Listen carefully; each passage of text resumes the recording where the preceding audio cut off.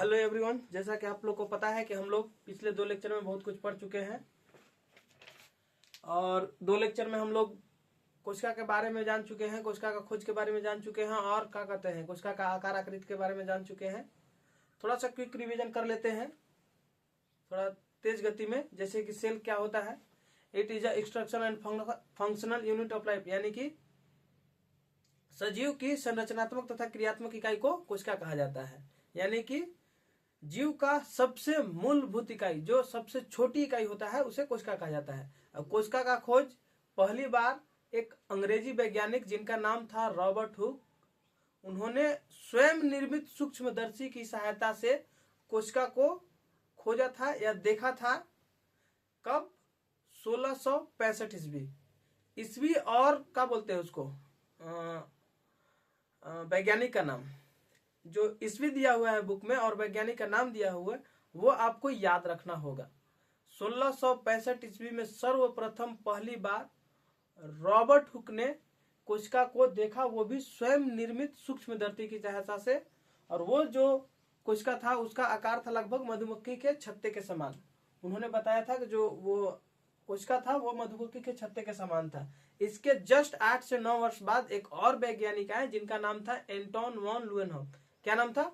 Anton van Leeuwenhoek. लगभग 1674 ईस्वी। कब? 1674 ईस्वी में उन्होंने जीवित कोशिका को खोजा। कौन सी कोशिका? जीवित कोशिका, यानी कि लिविंग सेल्स। तो 1665 में मृत कोशिका का खोज रॉबर्ट हुक तथा 1674 ईस्वी में एंटोन वॉन लुएनहॉक द्वारा जीवित कोशिका का खोज किया गया। और ये 2 वैज्ञानिक आपके बुक में दिए हुए हैं। ये दोनों वैज्ञानिक का नाम आपको याद होना चाहिए। इसके बाद आता है आपका कोशिका का प्रकार। कोशिका का प्रकार जो होता है वो 2 प्रकार के मेनली होते हैं। कोशिका जो होता है वो लगभग 2 प्रकार, लगभग नहीं मतलब 2 प्रकार के होते हैं। जैसे कि आप मान सकते हैं पादप कोशिका और जंतु कोशिका। तो ये थोड़ा बहुत डिफरेंस के माध्यम से होता है, लेकिन जब आप हायर लेवल में पढ़िएगा तो वहां पे 2 प्रकार के पढ़ाए जाएंगे। एक होता है आपका प्रोकैरियोटिक, एक होता है यूकैरियोटिक। तो ये आपके बुक में नहीं है। और कोशिका के संख्या के आधार पर कोशिका का यानी जीव का प्रकार दिया हुआ है। कोशिका के संख्या के आधार पर, यानी कि जो जीव जो है एक कोशिका से बना होता है उसे बोला जाता है यूनिसेलुलर, यानी कि एक कोशिकीय जीव। और जो बहुत सारे कोशिकाओं से मिलकर बने होते हैं उन्हें बोला जाता है मल्टी सेलुलर, यानी बहुकोशिकीय जीव। तो ये आपको पिछले लेक्चर में बता दिया गया है। इसके बाद है कोशिका का आकार। कोशिका के आकार के बारे में बता दिए थे। मुख्यतः 3 आकार हम बताए थे।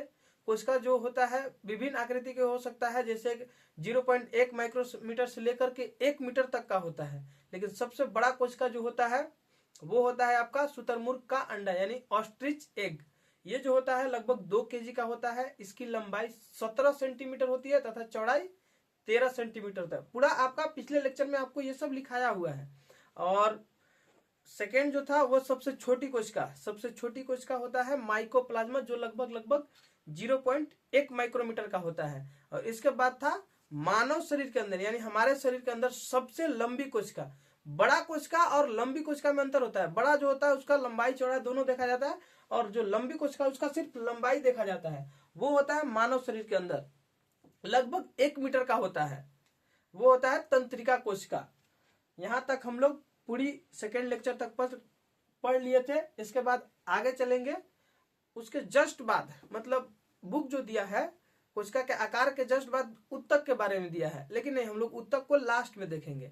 कोशिका से बना होता है उत्तक, मतलब कोशिका से मिलकर उत्तक का निर्माण होता है। लेकिन उसको पढ़ने से पहले हम लोग कोशिका के घटक के बारे में जान लेते हैं कि कोशिका के कितने घटक होते हैं और घटकों का क्या क्या कार्य है और उनके जो कहाँ कहाँ पाए जाते हैं। ये सारे चीज पढ़ने के बाद थोड़ा सा उत्तक के बारे में हम लोग जानेंगे। पहले आप लिख लीजिए कोशिका के घटक। कोशिका के घटक, कोशिका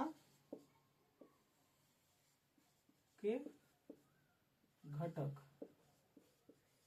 कोशिका के मुख्य 3 घटक होते हैं। पहला होता है आपका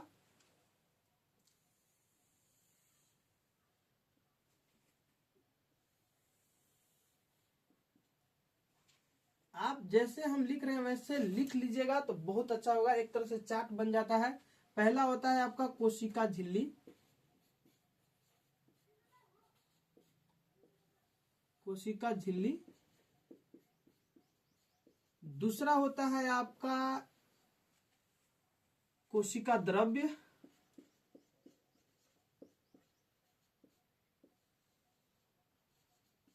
और तीसरा होता है आपका केंद्रक।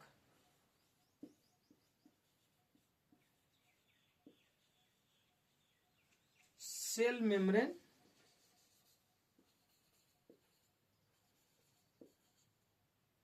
सेल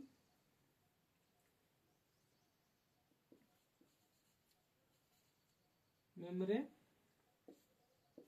ये होता है आपका क्या बोलते हैं, साइटोप्लाज्म,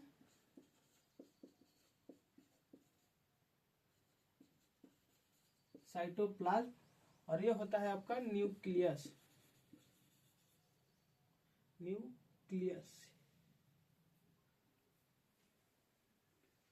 ये होता है आपका न्यूक्लियस, NUCLEUS, न्यूक्लियस। ये आपके हो गए टोटल 3 घटक। पहला हो गया आपका कोशिका झिल्ली, दूसरा हो गया कोशिका द्रव, तीसरा हो गया आपका केंद्रक। उसका इंग्लिश टर्म भी आप लिखा, इसको सेल मेम्ब्रेन के साथ साथ प्लाज्मा मेम्ब्रेन भी कहा जाता है। क्या कहा जाता है? Plasma membrane. इसका बहुत सारा नाम है, कोशिका झिल्ली, सेल मेम्ब्रेन और प्लाज्मा मेम्ब्रेन, या और भी 1-2 नाम है। तो ये मुख्यतः 3 घटक आपको देखने को मिलेंगे। और देखिए बता रहे हैं, ये जो कोशिका झिल्ली होता है वो जंतु कोशिका का सबसे बाहरी आवरण होता है। ये कोशिका झिल्ली जंतु कोशिका जो होता है 2 प्रकार के होते हैं, एक होता है पादप कोशिका और एक होता है जंतु कोशिका। ये थोड़े बहुत डिफरेंट के वजह से ये 2 प्रकार के हुए। जो कोशिका झिल्ली होता है वो आपके जंतु कोशिका का सबसे बाहरी आवरण होता है, लेकिन पादप कोशिका का सबसे बाहरी आवरण जो होता है वो होता है आपका सेल वॉल। सेल वॉल यानी कोशिका भित्ति। कोशिका भित्ति जो होता है वो कठोर होता है, बहुत कठोर होता है। आप पेड़ देखे होंगे, वो बहुत ही बाहरी जो उसका आवरण होता है वो बहुत कठोर होता है, लेकिन ये जो प्लाज्मा मेम्ब्रेन होता है वो उतना कठोर नहीं होता है। चमड़ी देख लीजिए अपना, समझिए सकते हैं। तो वैसे ही ये पादप कोशिका और जंतु कोशिका में अंतर बताएंगे, थोड़ा सा इसको घटक को पढ़ने के बाद आपको बताया जाएगा। और इसमें केंद्रक के अंदर भी एक द्रव्य पाया जाता है जिसको बोला जाता है न्यूक्लियोप्लाज्म, यानी कि केंद्रक द्रव्य होता है न्यूक्लियोप्लाज्म। तो उसके बारे में बताया जाएगा। वो केंद्रक द्रव्य और कोशिका द्रव्य मिल करके जीव द्रव्य कहलाता है। तो वो आगे चल के लिखवाएंगे, पहले एक एक करके पढ़ लेते हैं कि ये कोशिका झिल्ली का कार्य क्या है, कोशिका द्रव्य का कार्य क्या है और केंद्रक का मुख्य कार्य क्या है। पहले ये तीनों को पढ़ लेंगे, इसके बाद हम आगे चलेंगे। तो थोड़ा सा इसी में लिख लीजिएगा कि नहीं, इसको आप अगले टॉपिक के हिसाब से बना कर लिखेंगे ताकि आपको समझ में भी आए और नोट्स भी अच्छा से तैयार हो जाए। तो इसीलिए लिखना भी अच्छे तरीके से होता है ताकि आपको समझ में आए। पढ़ने के बाद समझ में आ जाना चाहिए कि हाँ ऐसे ऐसे होता है। इसके बाद हम पढ़ेंगे, एक एक करके तीनों को पढ़ेंगे। पहले पढ़ेंगे कोशिका झिल्ली यानी सेल मेम्ब्रेन, उसके बाद पढ़ेंगे कोशिका द्रव्य यानी कि साइटोप्लाज्म, इसके बाद पढ़ेंगे केंद्रक। पहले आप लिख लीजिए कोशिका झिल्ली, झिल्ली यानी सेल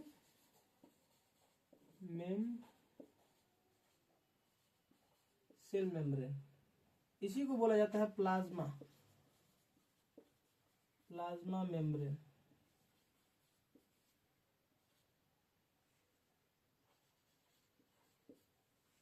सेल मेम्ब्रेन या प्लाज्मा मेम्ब्रेन इसी को बोला जाता है। तो ये आपको याद रखने होंगे। ऐसा नहीं कि प्लाज्मा मेम्ब्रेन आ गया तक कंफ्यूज आ गए, नहीं, थोड़ा याद रखना है, ये सब चीज टर्मिनल वर्ड को याद रखना होता है। कोशिका झिल्ली, सेल मेम्ब्रेन या प्लाज्मा मेम्ब्रेन, इसी को बोला जाता है।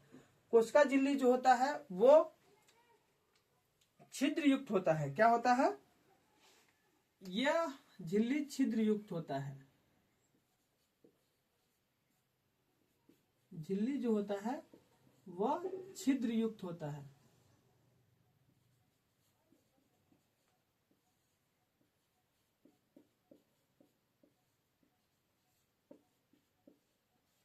यह झिल्ली छिद्र युक्त होता है और यह पदार्थ का यानी हानिकारक पदार्थ को कोशिका से बाहर निकालने का कार्य करता है। ये जो छिद्र होता है जिससे जो कोशिका के अंदर अपशिष्ट पदार्थ जो होते हैं उसको बाहर निकालने का काम करता है। इसीलिए इसे चयनात्मक पारगम्य भी कहा जाता है। जैसे कि आपको पता चले कि नहीं इसमें हमारा वेस्ट मटेरियल, घर आपका चारों तरफ से दीवार पड़ा बंद है, कमरा आपका पूरी तरह से बंद है, आपके घर के अंदर यदि कचरा जब फैला होता है तो उसको निकालने के लिए जो गेट का इस्तेमाल करते हैं, बाहर निकाल कर फेंक देते हैं, वैसे ये थोड़ा बहुत छिद्र होता है झिल्ली में, जो कि सेल के अंदर उपस्थित होता है अपशिष्ट पदार्थ, यानी कि जो भी कूड़ा कचरा आप सब समझ सकते हैं, उसको बाहर निकालने का काम करता है। इसीलिए इसको चयनात्मक पारगम्य भी कहा जाता है। तो इसको भी आप लिख ही लीजिए। यह झिल्ली कोशिका में उपस्थित कोशिका में उपस्थित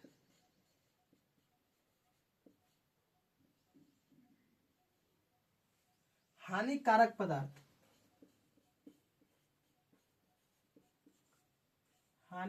पदार्थ को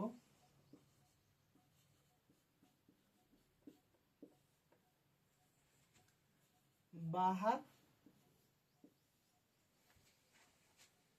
निकालने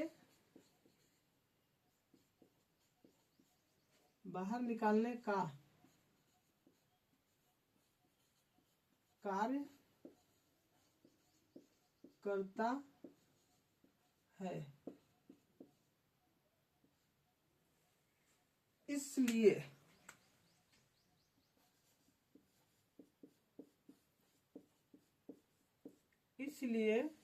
इसे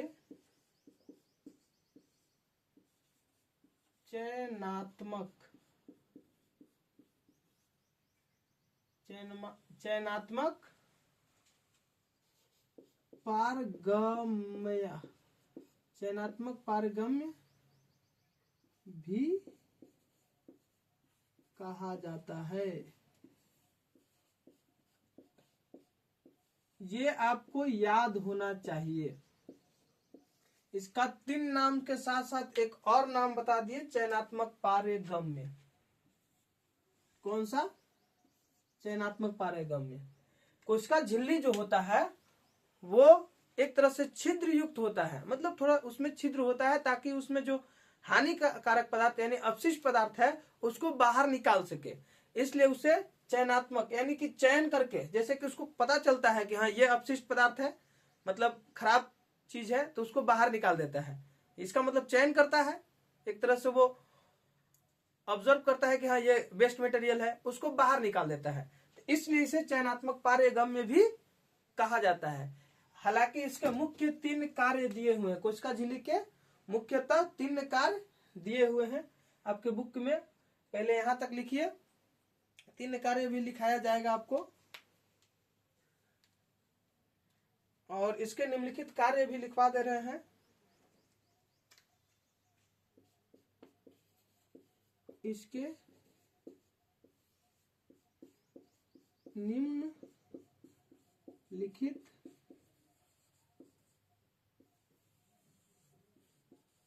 कार्य, ये भी आपको लिखना है। जो कोशिका झिल्ली है उसके निम्नलिखित 3 कार्य आपके बुक में दिए हुए हैं। कितने? 3 कार्य। झिल्ली एक कोशिका, मतलब जो कोशिका झिल्ली है वो एक कोशिका को दूसरे कोशिका से अलग करता है और दूसरा इसको एक निश्चित आकृति प्रदान करता है, और तीसरा जो है वो आंतरिक जो कोशिकांग होते हैं, जो कोशिका के अंदर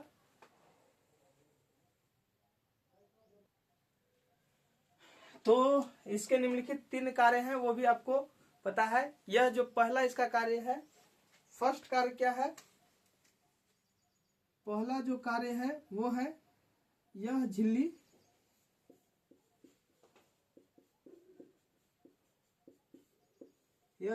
एक कोशिका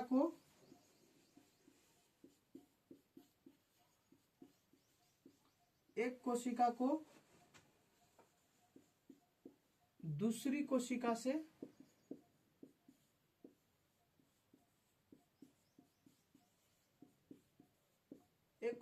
दूसरी कोशिका से अलग करता है।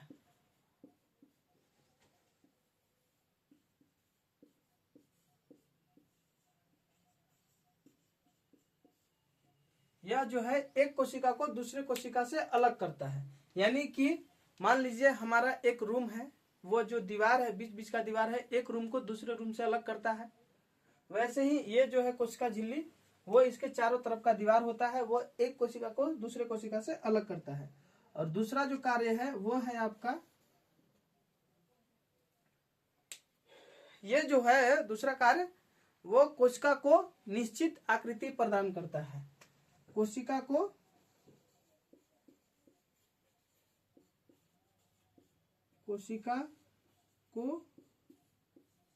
निश्चित आकृति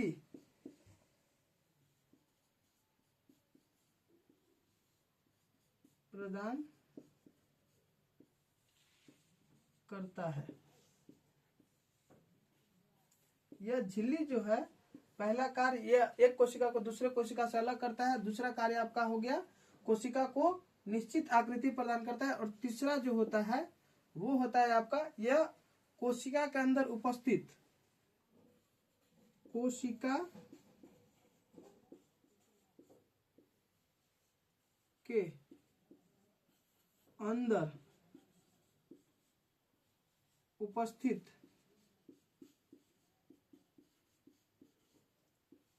के अंदर उपस्थित अंगकों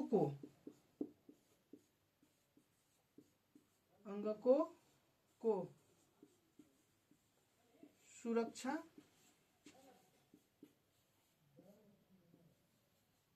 प्रदान करता है।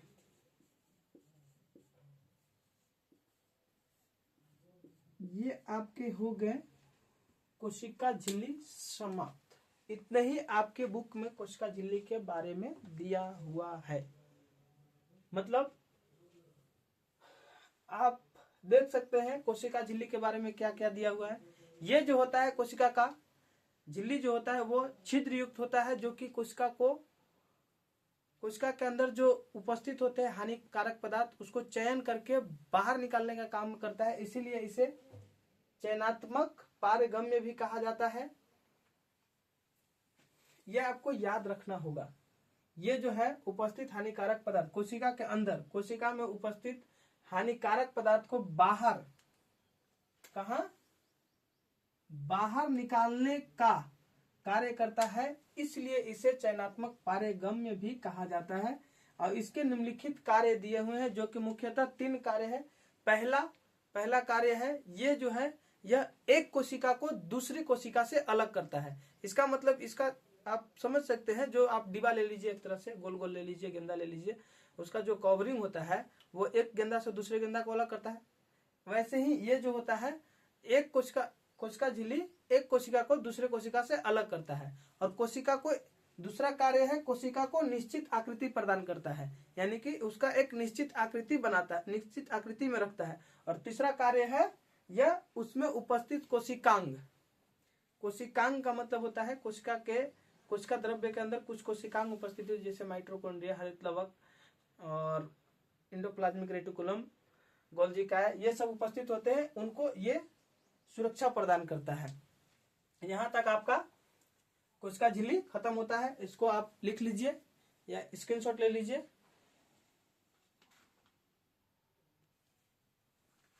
यहाँ तक आपको स्क्रीनशॉट लिया हो गया। चलिए यहाँ तक आपका इतना ही दिया हुआ था कोशिका झिल्ली के बारे में।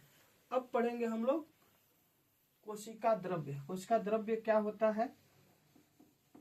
कोशिका द्रव्य कुछ खास नहीं है, थोड़ा सा दिया हुआ है, ज्यादा कुछ नहीं है। ये जो होता है जेली जैसा पदार्थ होता है और यह केंद्रक और कोशिका झिल्ली के मध्य पाया जाता है, दोनों के बीच में पाया जाता है। यह अर्ध पारदर्शी होता है या पारगम्य होता है। बस इतना ही दिया हुआ है, इससे ज्यादा कुछ नहीं है। और इसी के अंदर हमारे सारी कोशिकांग उपस्थित होते हैं। तो ये सारा चीजें बस इतना ही है, ज्यादा नहीं है। कोशिका द्रव्य के बारे में ज्यादा कुछ दिया हुआ नहीं है, टेंशन नहीं लेना है, ज्यादा कुछ नहीं बताया जाएगा, आपके क्लास के हिसाब से बताया जाएगा। कोशिका द्रव्य यानी साइटोप्लाज्म। सेकंड क्या है टॉपिक? सेकंड घटक क्या था? कोशिका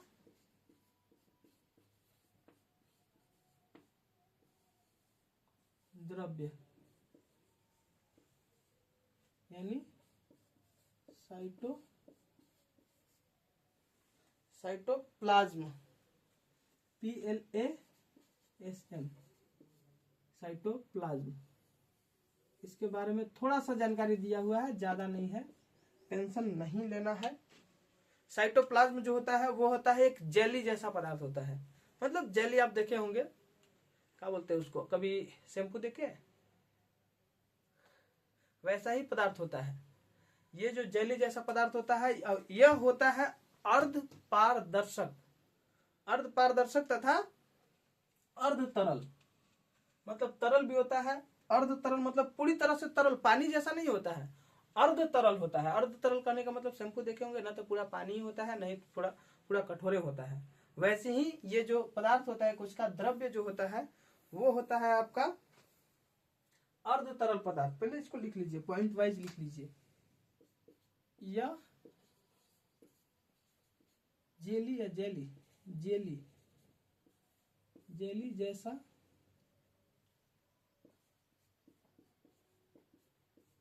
पदार्थ है, जेली युक्त पदार्थ है, जेली जैसा या जेली युक्त पदार्थ है, जेली जेली जैसा पदार्थ है। और यह कोशिका द्रव्य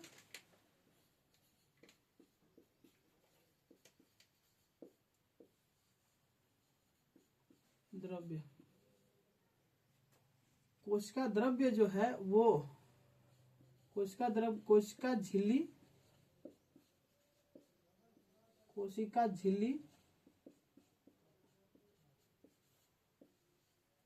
तथा केंद्रक के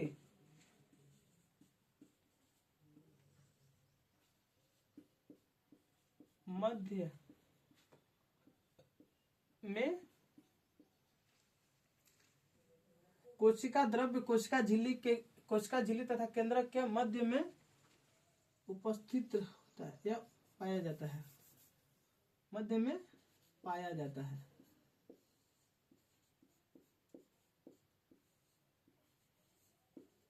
ये छोटे छोटे पॉइंट है, आपको याद रखना होगा। ये जेली जैसा पदार्थ है, जेली युक्त पदार्थ है। और कोशिका द्रव्य कोशिका झिल्ली तथा केंद्रक के मध्य में पाया जाता है। और यह जो होता है वह होता है दानेदार, मतलब दानेदार होता है और अर्ध तरल तथा अर्ध पारदर्शक होता है। यह पदार्थ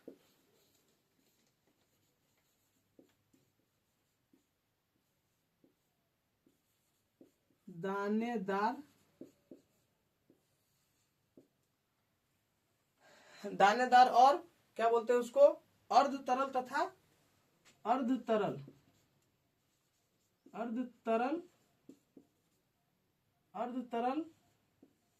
तथा अर्ध पारदर्शक ये जो होता है, यह पदार्थ दानेदार, अर्ध तरल तथा अर्ध पारदर्शक होता है।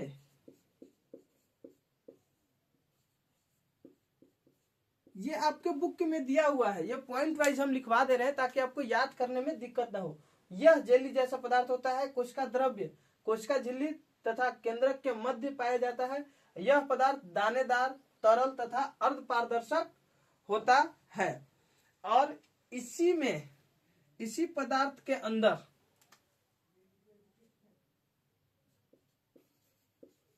इसी कोशिका द्रव्य में ही कोशिका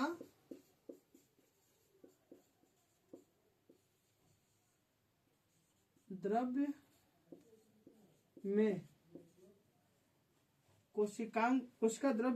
कोशिका द्रव्य में ही कोशिकांग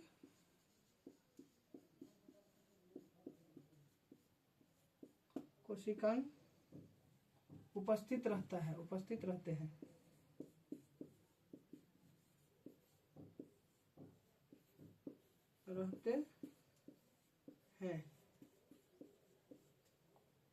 कोशिका द्रव्य में ही कोशिकांग उपस्थित रहते हैं। जैसे कौन कौन आपको याद रखना होगा।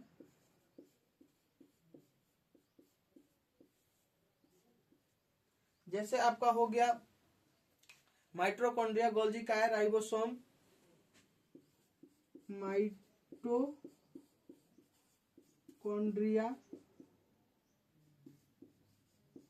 माइटोकॉन्ड्रिया गोल्जी का है,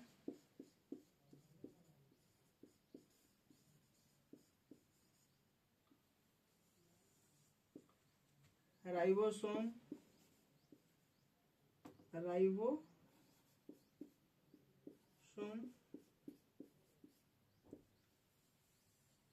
माइटोकॉन्ड्रिया गोल्जी का है राइबोसोम, हरित लवक या रसदानी,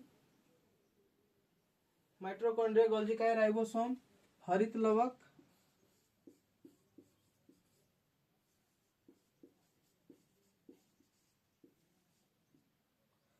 अंतःप्रद्रव्य जालिका,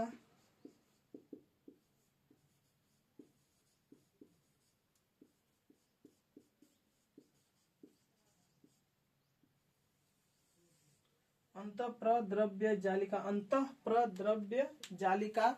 और एक और होता है जिसका नाम होता है रसधानी।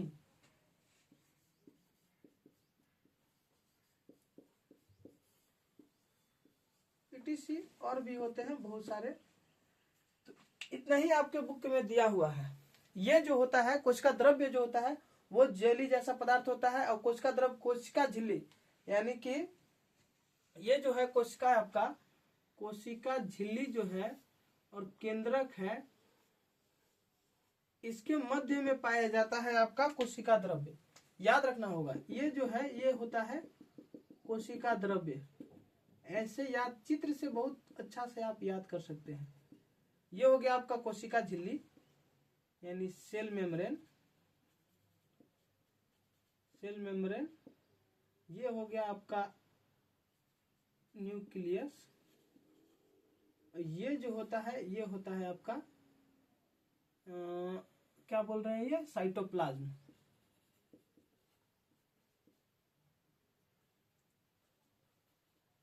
बस ऐसे याद रखना होता है। ये बीच में उपस्थित है कोशिका झिल्ली यानी सेल मेम्ब्रेन और केंद्रक के मध्य में पाया जाता है। देखिए मध्य में, बीच में, वैसे ही आपको याद रखना होगा। और यह दानेदार, अर्ध तरल तथा अर्ध पारदर्शक, मतलब एक दानेदार होता है। दानेदार मतलब आप समझ सकते हैं, एक दाने जैसा होता है। यह जो होता है वो दानेदार पदार्थ होता है और अर्ध तरल तथा अर्ध पारदर्शक होता है।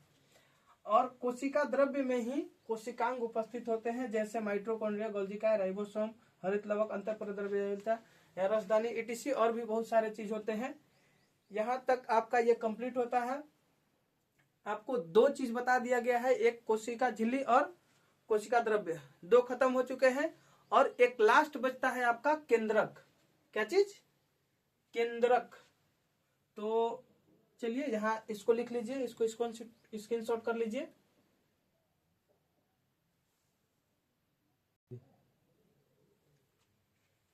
आशा करते हैं कि आप लोग यहाँ तक स्क्रीनशॉट कर लिए होंगे। थोड़ा सा केंद्रक के बारे में जान ही लेते हैं, कोई दिक्कत नहीं है। इसके बाद केंद्रक को जानकर यहाँ लास्ट करेंगे। लगभग कितने घंटे हो चुके हैं? लगभग क्लास स्टार्ट किए हुए आधा घंटा हो चुका है, तो आगे क्लास किया जाए कि रहने दिया जाए? चलिए आज रहने देते हैं, यहीं तक आज लास्ट करते हैं क्लास को, यहीं तक एंड करते हैं। यहाँ तक आप लोग पूरी तरह से पढ़ लीजिए और अच्छा से रिवाइज कर लीजिए। एक बार नहीं, 2 बार नहीं, 3 बार देख लीजिए, एक 2 बार देख लीजिए वीडियो को, ताकि आपको पूरी तरह से याद हो जाए। यहीं तक आज रहने देते हैं। इसके बाद आपको तीसरा कल पढ़ाया जाएगा। कल पूरी तरह से इस चैप्टर को लास्ट कर दिया जाएगा। Okay, bye bye, take care, धन्यवाद।